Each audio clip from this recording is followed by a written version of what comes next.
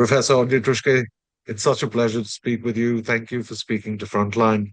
Um, for viewers who don't know Professor Audrey Truschke, she's a historian. She teaches at Rutgers. She's written four books, one of which is the best-selling biography of Aurangzeb. Uh, she's recently come out with India, 5,000 years of history on the subcontinent. It's a tome, but it's such an enjoyable one. I have many questions to ask you about your work and about this book. So I'll start by saying that, when Princeton University Press first asked you to write a big book about South Asian history, you said no. What factors led you to finally saying yes? So I said no for the obvious reasons. It's too big of a subject. I mean, this is 5,000 years of history for a quarter of the world's population. That's like a section of the library, not one book. I said yes for two reasons. One is, and I credit my editor, Priya Nelson at Princeton University Press with both reasons. She's very persuasive. One is, she said, look, don't you need something to teach? And that is true. I teach an overview of South Asian history over 2 semesters every year. We cover from the Indus Valley Civilization until the present year. I literally end with, headlines from that week in class. We need something to teach. I'm not defending how we approach South Asian studies in the United States, but within the confines of that system, I felt like a new book was needed. The second reason is, as my editor, Priya, pointed out, she said it's easier to convince men than women to take on big projects like this, and they were looking to diversify their authorship. And so then it became a question to me, do I have something to contribute that I think perhaps some of my male colleagues may not have the same perspective or set of perspectives on? And I think I do. And I think that comes through in the book in my inclusion of more diverse voices. Looking at 5,000 years of South Asian history, did you ever run the risk of writing something that only touches upon aspects of the past you would otherwise interrogate more fully? Also, how did you ensure that your overview remains comprehensive? So I think, yes, not only ran the risk of that, but that's a near certainty, is sort of skimming over a lot of stuff. Number one, and number two, it is not comprehensive. It is not possible to be comprehensive for all of South Asian history in a single volume. What I did choose to do was to be relatively representative, which is a little bit different. So I include a bit of most kinds of history in the book. I do macro history, I do micro history, I do economics, I do politics, society, religious history, cultural history. I look at texts, I look at archaeology, I look at genetic evidence, I look at material evidence. I've tried to bring You in look at all of this to jewelry. give I look at jewelry. Jewelry matters, right? What people wear. Most people listening to this interview are probably wearing a piece of metal somewhere on their body, right? Like this stuff does matter. It tells us things about people. I'm wearing a wedding band. That has cultural significance, right? I talk about all of this. This is not going to tell you everything about South Asian history, but it's going to give you a taste.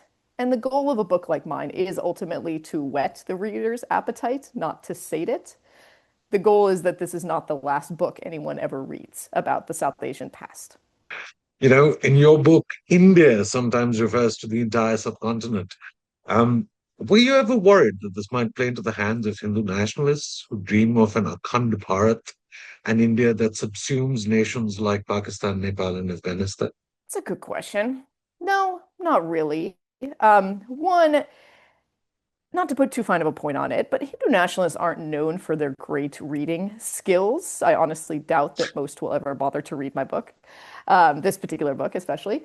So that's one thing. The other is, the idea of India as a subcontinent, it's specifically a not political concept, right? The Indian nation state is very new in history. Right? It's less than a century old. And so when I use India throughout the vast majority of the book, I am referring to a geographical entity. It's not a culturally unified area and it is not a politically unified area either.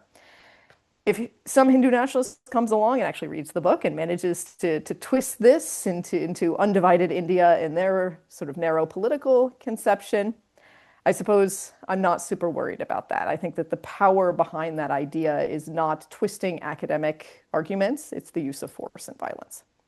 Oftentimes you tell the story of South Asia through the eyes of the disadvantaged, women, the poor, Dalits.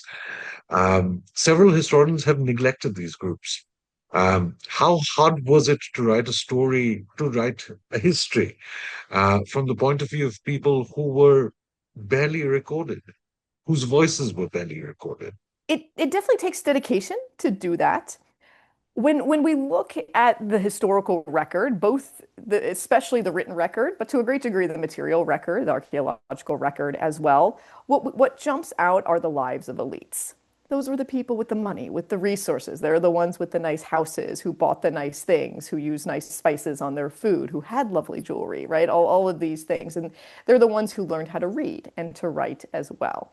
And so those are the stories that are easiest to tell. That said, and I say this in the book at some point, I think it is incumbent upon historians to not just do the easiest thing, to not just use the same text over and over and tell the most obvious stories, but rather to do a couple of corrective measures. One is to seek out lesser told stories, right? Women did write texts in Sanskrit and Pali and other languages in pre-modern India. We just don't talk about them as much. Another thing we can do is to read texts against the grain. So I use a source like Manu Smriti, right? The Manava Dharma Shastra is its formal title, right? Manu's Code of Laws. This is a Brahmanical male-authored Sanskrit work that's about caste-based oppression. You can read it through a straightforward Brahmanical lens, and I do some of that. I do talk about Manu's ideas, but I also invert them and talk about what that looks like or may have looked like from the bottom, right? So reading against the grain can be a great tool in our toolkit.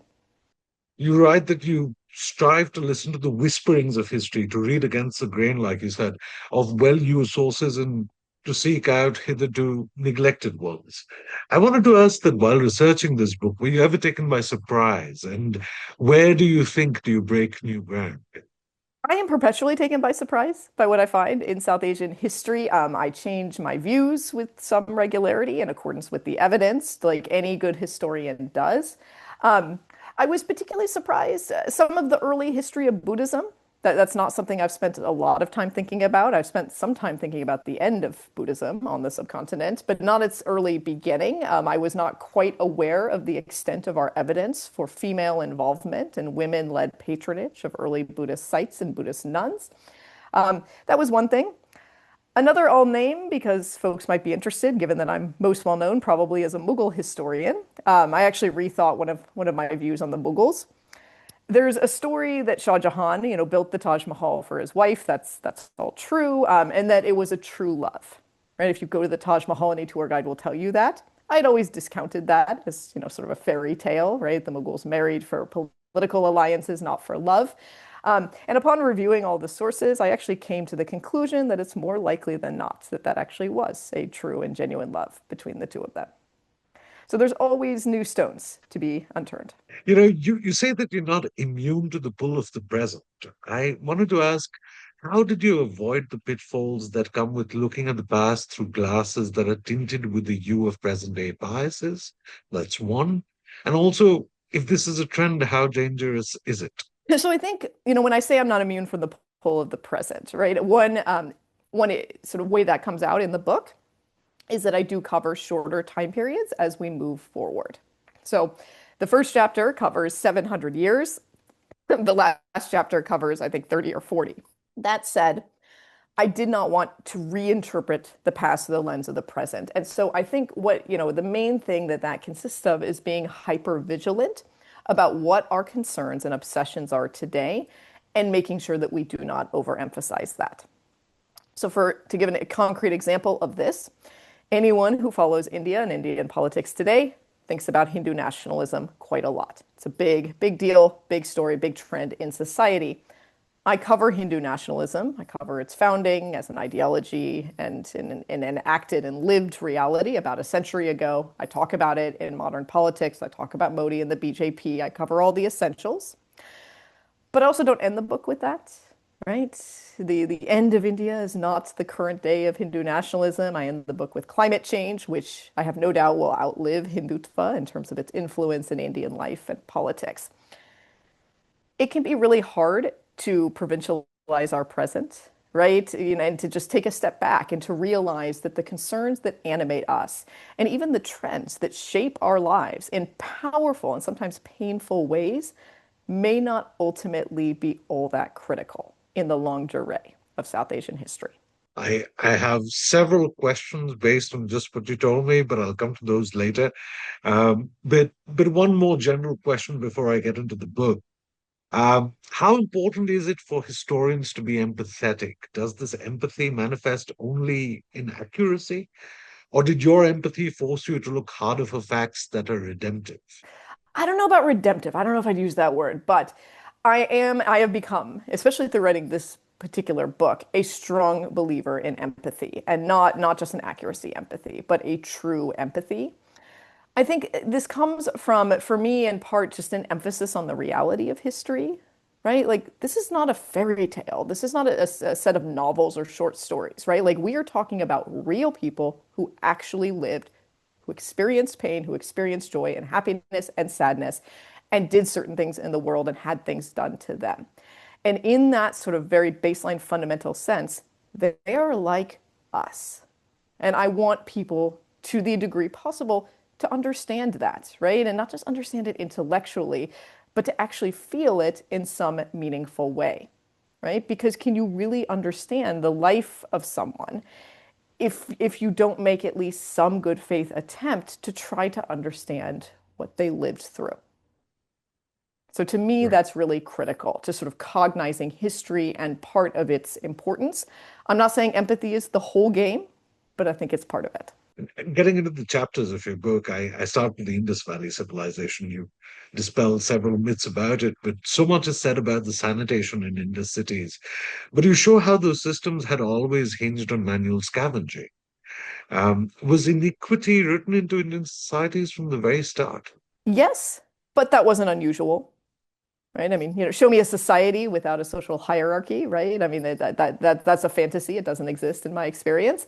Um, I certainly don't think that we can, sometimes people talk about, can we see something like the caste system going all the way back to the Indus civilization? The answer to that is we have no evidence either way. So no, we can't pontificate about that. That's it. I mean, I thought the manual scavenging point, that was something that just really, stuck out to me. So many people have written about how the Indus civilizations, the rich people, not everyone, but the wealthy in the cities, how, they had two-story houses and they had indoor bathrooms. But then you look at the sketch plans, you look at the excavation reports, and it's like some of these bathrooms had drains going to the street, but some of them didn't. And for those who didn't, what do you think happened, right? Like, obviously, there's a manual scavenging situation of some sort going on there. And so this is what I mean by reading against the grain. You can look at that archaeological evidence and you can imagine yourself as the rich person who inhabited the house, or you can imagine yourself as the guy who's cleaning the bathroom. And I think we should do both. Certain Vedic rituals are explicitly sexual. The finale of the Ashwamedha, for instance, involves the sacrificer's wife pantomiming sex with a dead horse. Could you maybe summarize for us the attitudes towards sex and sexuality in ancient Vedic cultures? So, whoever you are and whatever you think about sex, it was different than the Vedic peoples thought about it. Okay, that's your starting baseline. Okay, the Vedic peoples had a very, honestly, historically speaking, unusual approach to sex and sexuality in many ways, especially in the religious realm. All right. Um, Many of the kind of more prudish aspects of both Indian and American societies that exist today, that wasn't there back then. Right. So, to the extent that you are uncomfortable with thinking about a Vedic sacrifice ending with the sacrificer's wife pantomiming having sex with an erect, just strangled horse, right? Most people are probably pretty uncomfortable with that sentence that I just said. You need to bracket that as your problem in 2025. Okay, that's going to block you, if you get into it, from understanding what the Vedic peoples were trying to do. Now, the Vedic peoples, this was not like a free for all, like free love, let's all just sleep with everyone sort of thing. No, no, no, no, no. Sexuality was relatively controlled, which helps to explain why, in a ritual context, there was this unleashing of chaos concerning sexuality. It was a controlled chaos that was held into check by the ritual itself and by its own rules. If you're wondering why sex, Why the emphasis on sex? Why can't they just like light some candles or something like that, right? I mean, there was also fire. There's also a lot of fire involved. Um, but they viewed sex as kind of is a procreative thing, right? Which is, biologically correct and also culturally relatively consistent. That's a view that lives on in later iterations of Hinduism as well. And so it was something to be, I don't know if celebrated is the right word, but definitely sort of harnessed and incorporated into rituals, including animal sacrifice. And those kinds of rituals were the most important within Vedic society. The Buddha, we are led to believe, rebutted several Vedic practices, but you point out that none of the monarchies or oligarchies from his time embraced Vedic cultures. Is the Buddhist opposition to Vedic ritual more myth than fact? We can't say for sure. So there is a narrative attraction for sure to seeing the Gautama Buddha as coming along and rejecting all this Vedic stuff. Certainly he wasn't into it, right? He didn't want to use Sanskrit because that was a Vedic Brahmin thing. He wanted to use Pali, right? Um, I, but the question is really, was he consciously rejecting the Vedas? And in order, in a Vedic way of life, and for him to have done that, that would signal to us today that Vedic culture and society had expanded enough and had been adopted by enough people in northern India that it was prominent enough to reject, right? You don't reject what like, your teenage neighbor's son is doing next door and nobody else thinks about or cares about, right? Like you reject major trends, generally speaking, in your society that are threatening to you or you perceive as threatening in some way. And frankly, there's not evidence for that, right? That the Buddha was consciously trying to say, this Vedic stuff is wrong. You should do my stuff instead. It seems more likely to me, based on the evidence, that he was just like, look, I don't know, those people over there doing whatever. This is my way, right? And that's a slightly different formulation. In one rock inscription, the Emperor Ashoka says that he has the power to punish forest people with lethal force.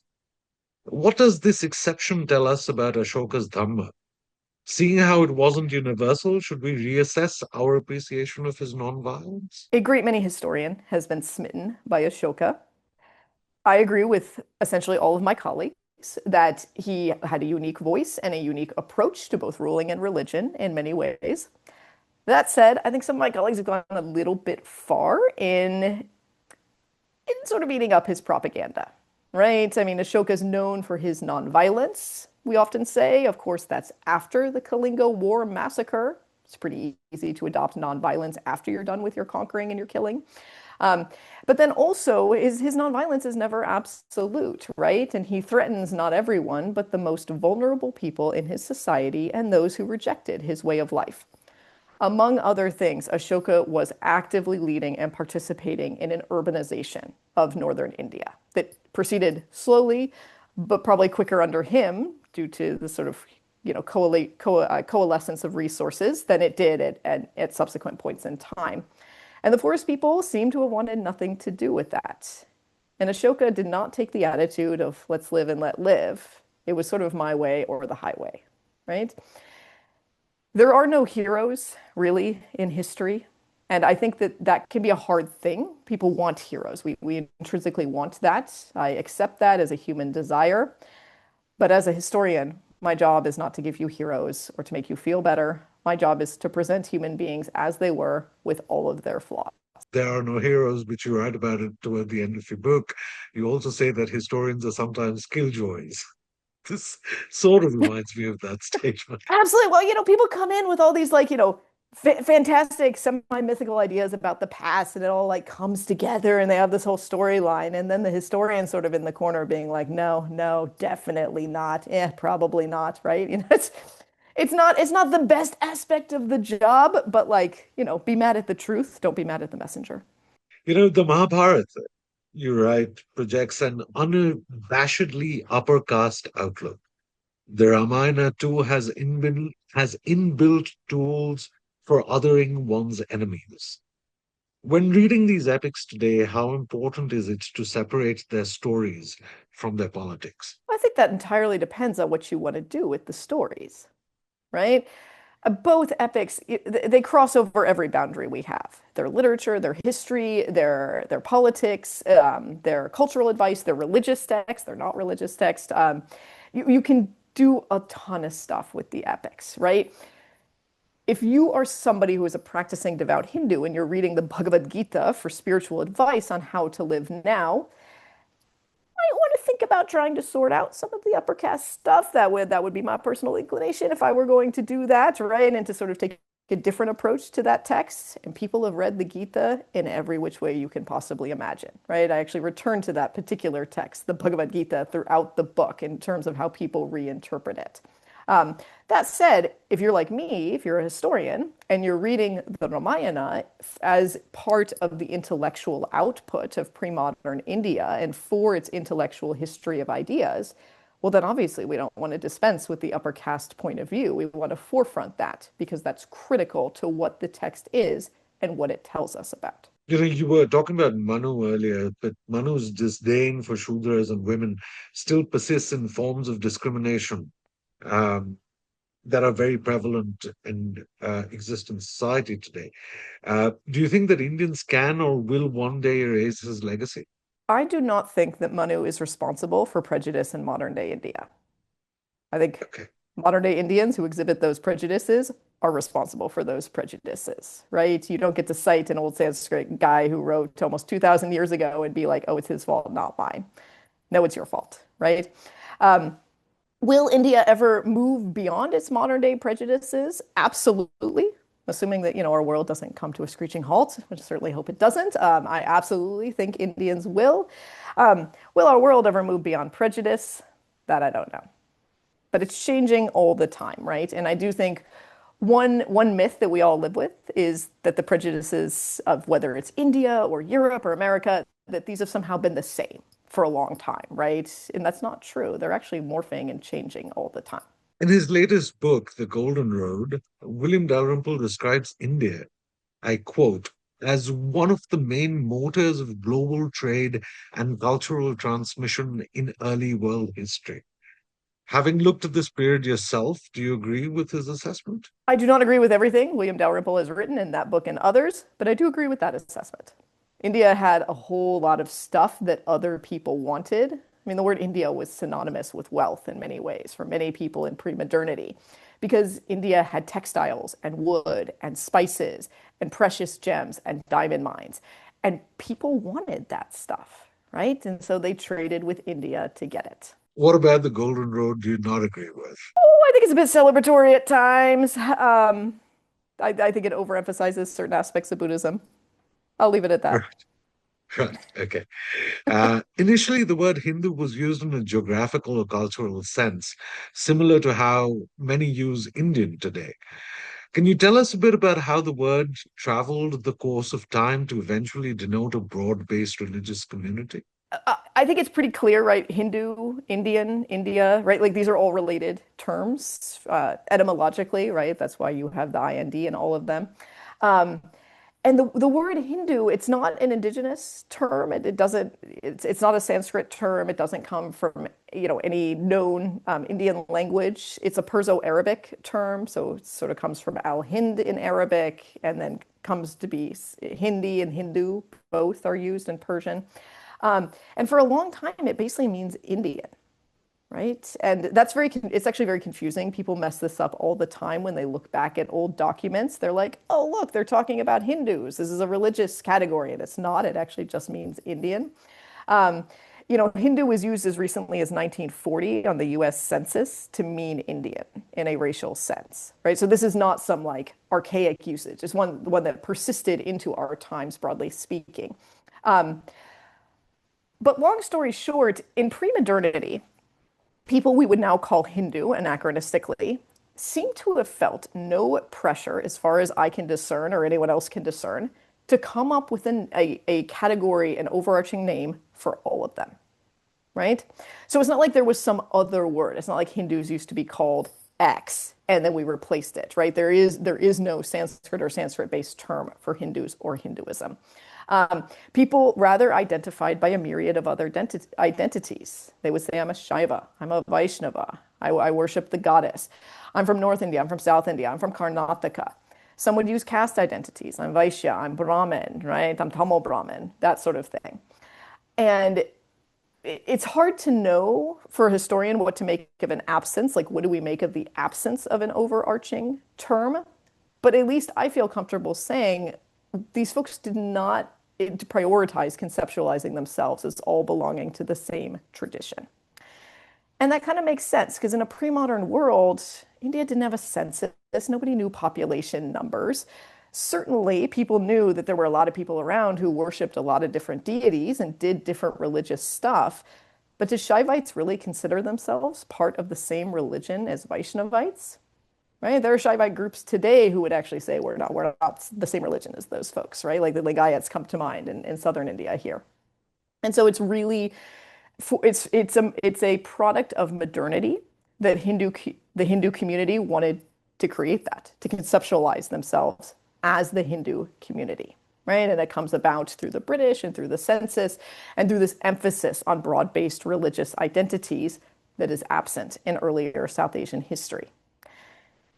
This is part of what I mean about how it's so hard to disentangle our present day views. Because in 2025, I think to tell anyone with even a passing knowledge of Indian society and politics today, to tell them, look, religious identity wasn't that big of an issue, like several hundred years ago, it's sort of like, what are you talking about? Like religious-based identity is the issue today for many people. It's a huge issue, whether you want it to be or not. And yet, this is part of the point of studying history, is to understand that our societies change often radically over time, and to try to imagine a past where it was really different, where you would not have identified as a Hindu, or that word would have made no sense to you and your ancestors, because that's how it used to be. Rajputs accepted Akbar as a Muslim Rajput, while Sanskrit poets cast the Mughal emperor as Vishnu on earth. I wanted to ask how much of Akbar's purported syncretism was genuine and how much of it was just state sponsored propaganda. I don't care. And here's what I mean by that. So personally, I have zero interest in what was in Akbar's like heart of hearts. Like, what did he really believe? Like, what do I care? This guy who died in 1605, right? Like, he's one person among billions in history. I do not fundamentally care what he actually thought or believed. So I don't care if it was genuine.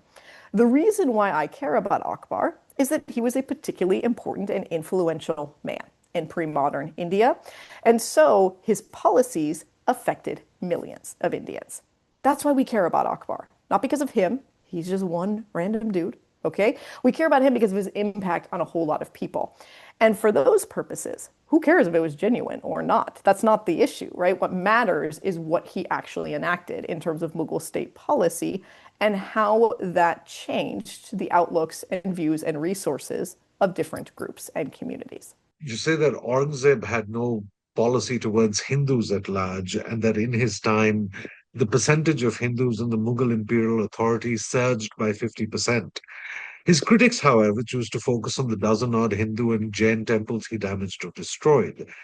Uh, Based on the extensive work that you've done on Aurangzeb, I wanted to ask, how inaccurate are portraits that paint him as bigoted and anti-Hindu? I would say they're entirely inaccurate.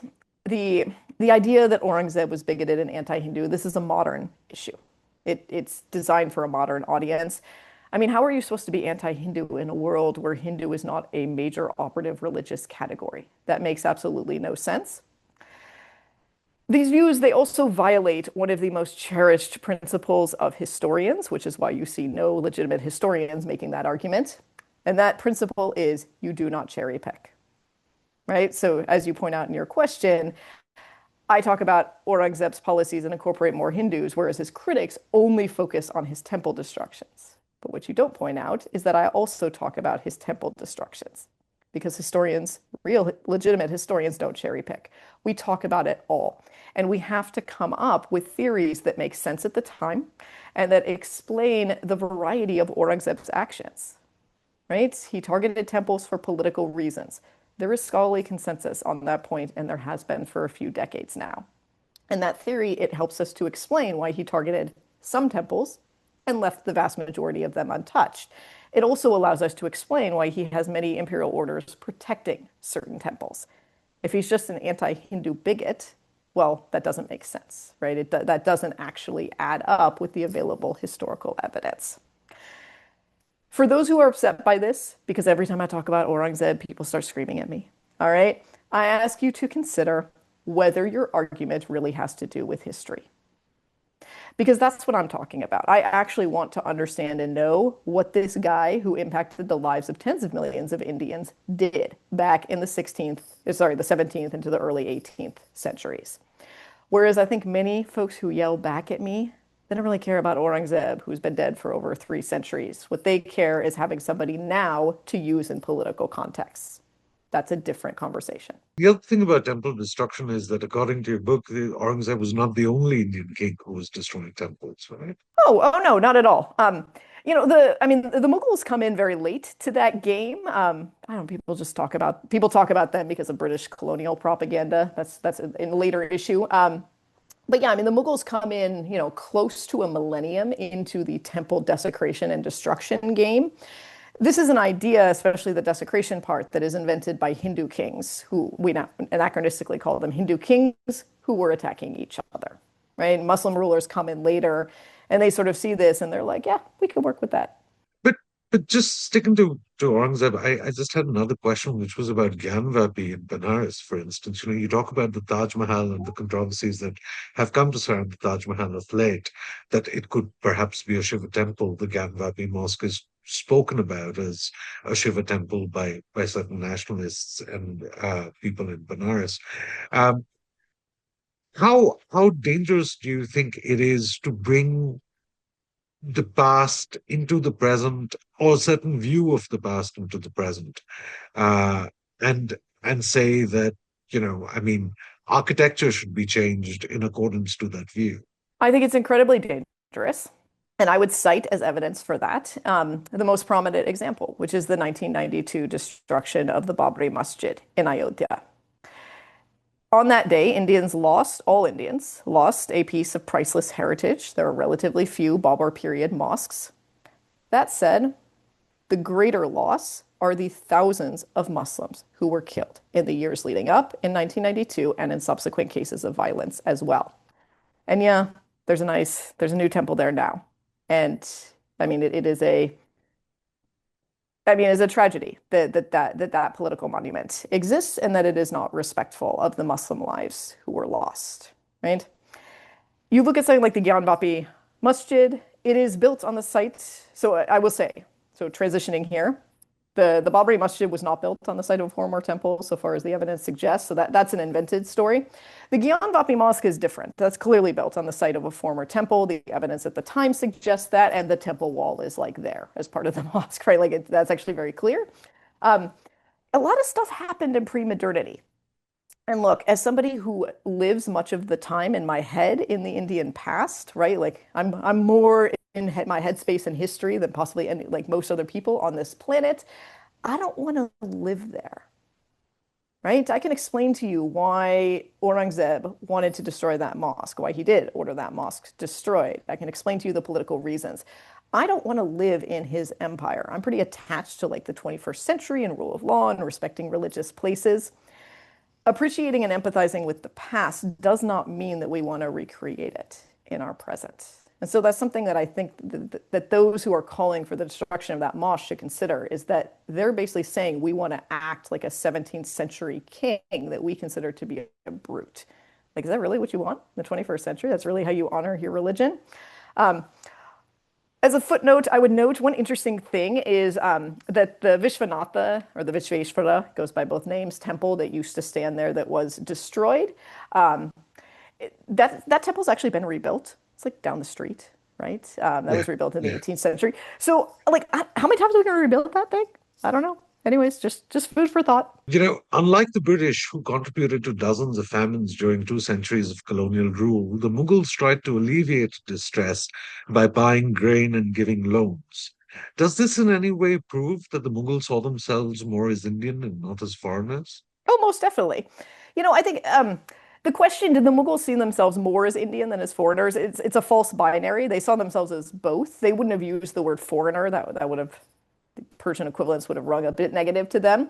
But they saw themselves as descendants of Timur and who we call Tamerlane sometimes in English. They saw themselves as descendants of Genghis Khan, and they also saw themselves as Indian rulers. This is not a zero-sum game. You're not like a third of each or something. You're not half foreign, half Indian, right? They're like fully all of these things. Um, the Mughals also, and why I bring up that example in the book, they saw their relationship to the people they ruled, to their subjects, very differently than British colonialists did. So for the Mughals, right, it's not, I mean, they weren't like, I don't know, like bleeding heart, like let's like help everyone sorts, right? Like, I mean, they were kings who were holding power through force and control, like every other pre-modern king before them. That said, they did have somewhat of a paternalistic relationship in their minds with the people they ruled. And so when a famine hits, generally speaking, they wanted to help alleviate suffering. Not to the extent of like collapsing their empire or using up all their resources, but to what they considered a reasonable extent. That is different than how the British saw things, right? For the British, they're working in a colonialist model where they never want to become Indian. That's not even on the table. That would be an insulting thing. What the British want is to strip India, the colony, of resources to benefit Britain, the metropole back at home. They felt no obligation, especially under the East India Company and early on, to the people that they're ruling. It was a much more purely exploitative relationship. Indian kings, you write, sometimes use religious rhetoric to express political conflict, but it rarely, if ever, guided state policy. Would it be fair for us to assume that it was India's colonizers who first made Indian governments intolerant and prejudiced? No, I don't think that would be fair. So what I tell my students when I teach is if you want to know if you like a pre-modern Indian king, like if you would have thought they were a good person, you want to sit and have a beer with them, you would get along with them, you would think they're tolerant, right? Like you just stop at pre-modern. You don't need the name, you don't need the era, you don't need the dynasty. I guarantee you don't like this person, right? Pre-modernity was really, really different. And from a modern perspective, all pre-modern Indian kings were intolerant, but that is an impoverished way to look at history. Because the point of studying the past is not to think about whether we like it, whether we think that these people were tolerant, were they good, were they prejudiced? I mean, everybody's prejudiced in some way. The goal is to understand the details and how their society worked and what they did that changed things that ultimately, in some sense, lead to what we experience now, right? Um, that said, I do think the British introduced new forms of intolerance and new forms of prejudice that did not exist. And even on a more of like a meta level than that, they introduced new kind of terms of identity that were hard and exclusive in many ways. And that had not been the case in much of Indian society before. Um, do Hindu nationalists inherit their Islamophobia from the British, or does their hatred have a different flavor, like an exaggerated virulence, perhaps? Oh no, they get that from the British too. Yeah, it's ironic because Hindu nationalists, I mean, they're so hot and heavy in recent years on this like anti-colonial thing, but they are the intellectual inheritors of British colonial thought. And Hindu nationalists, those who know their own history, know that. They know that they sat out the independence struggle. They know that the RSS didn't want its people participating. I mean, an RSS man assassinated the major leader of the Indian independence movement in 48 when Godse kills Gandhi. Um, but I think, I mean, the there's the history and then there's sort of what we do about it today.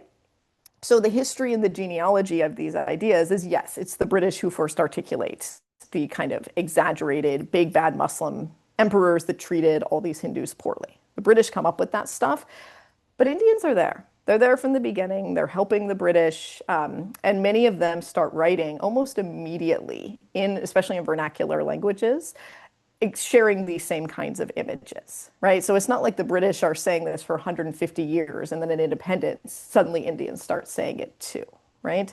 There is Indian involvement in creating these characters from the beginning. In any case, in 2025, the British are pretty long gone from South Asia. And so if you're thinking about sort of where the moral responsibility for sharing disinformation about and villainizing religious minorities and other minority communities in India, where that responsibility lays today, it's within the subcontinent. It's not outside of it. You mentioned Godse. I wanted to ask that after Nathuram Godse murdered Gandhi, Indians, you say, overwhelmingly chose Gandhi's pluralistic values over Hindu nationalist violence.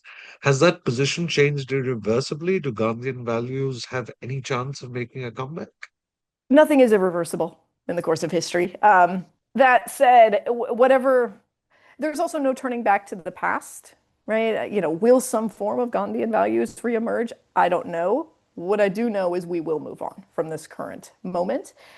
If some form of Gandhi's values of nonviolence and inclusion come back, it will be in a different form because that's all it can be. You can never sort of turn back the clock. The reason why I did sort of try to hammer that point home in the book, though, that Indians overwhelmingly said we want nothing to do with Hindutva. This is a hateful, horrible ideology, like no respectable Indian would touch it. I try to hammer that point home based honestly on my experience of teaching, right? As an undergraduate teacher, I hang out with a lot of like 18 to 22-year-olds a lot of the time. I get a lot of students who have done part or all of their education through high school in India.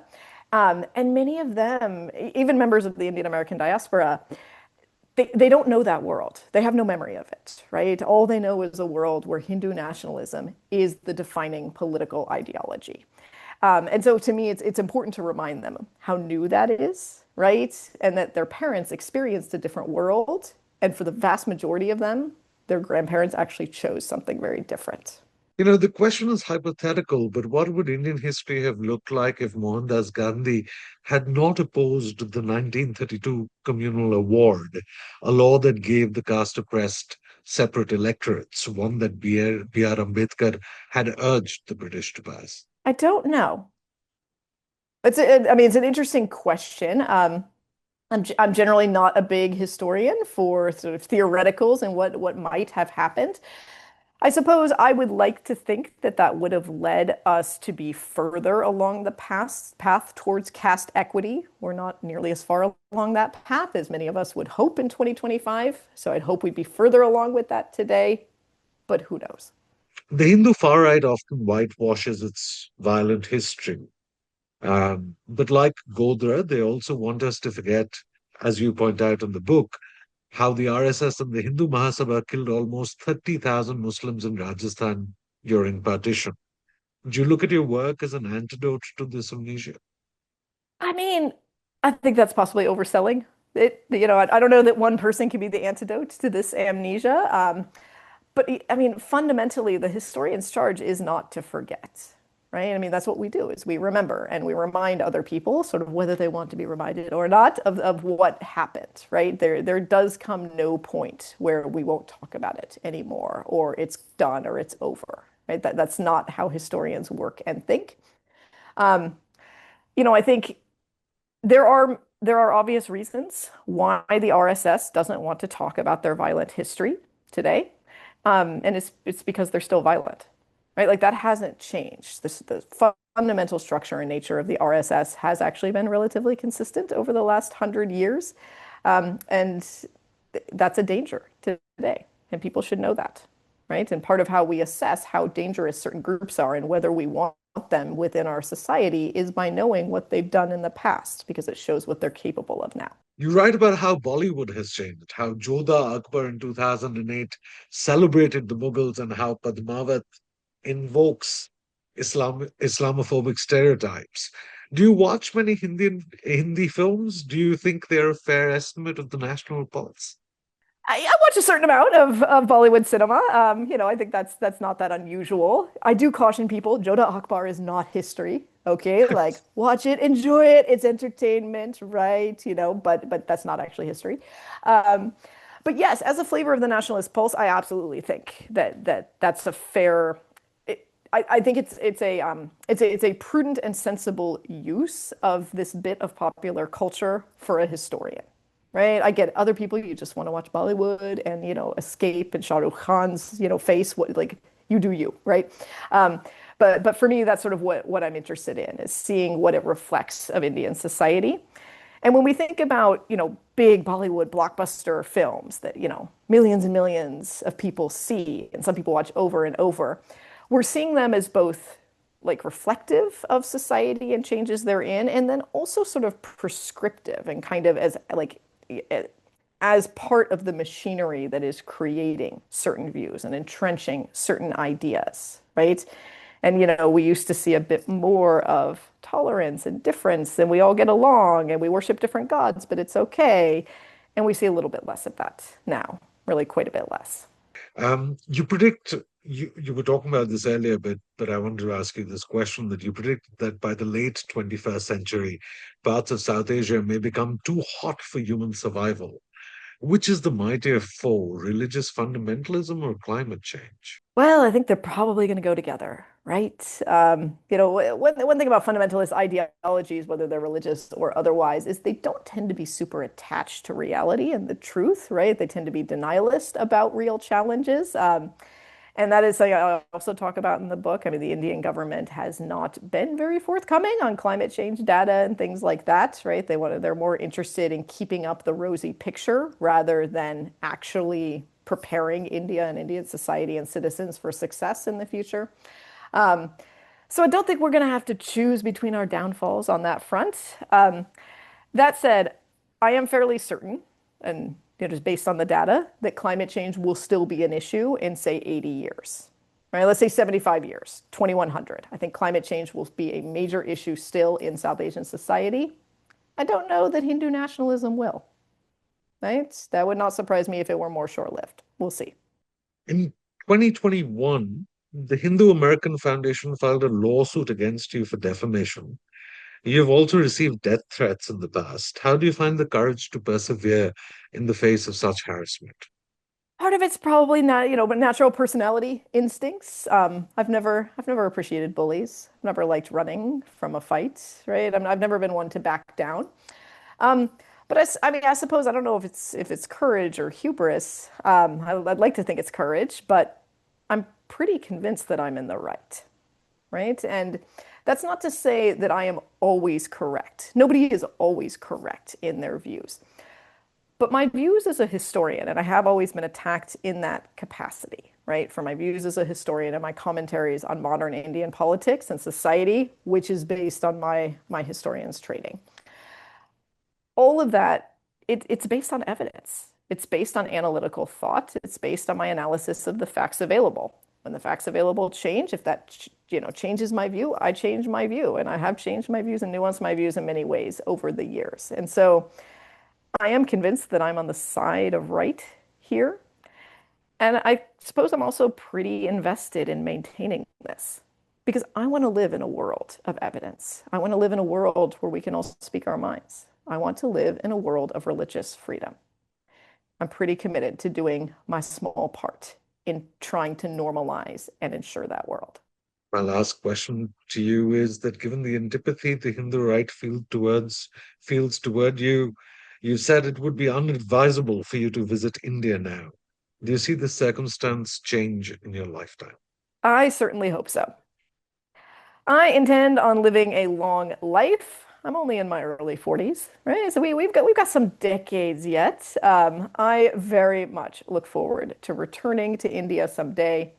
Not being able to safely travel to India at present it's one of the great sadnesses of my life, and I do not expect anybody else to feel sad about that. Like I'm just one American citizen, I can't go where I want to go. I understand if no one sees that as a tragedy, and I'm not asking you to.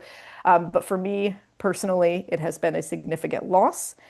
I wish India as a nation all the best, and I look forward to it moving to a better place that welcomes historians, both among its own citizens and among the international community. It's been such a pleasure speaking to you, Professor. Thank you so very much for speaking to us. Thank you for having me.